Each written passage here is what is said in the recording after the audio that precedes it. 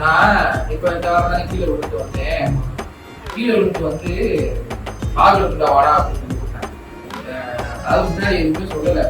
எனக்கு சோதனை நான் அதை போட்டு இருக்கு வா நாளைக்கு பார்த்து ஏண்டா அப்படின்னு சொல்லி வெளில போய் சோம்பேறியா இருக்கா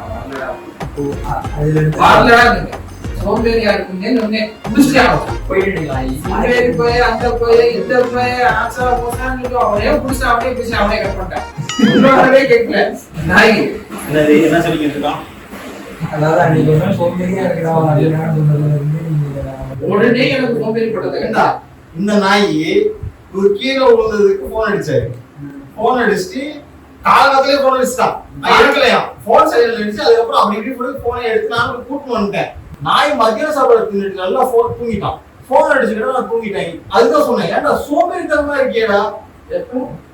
என்ன எப்ப நீ சோம்பேறி பட்ட கட்டினது வந்து 2 நாள் ஏடா கீழே விழுந்து கீழே விழுந்து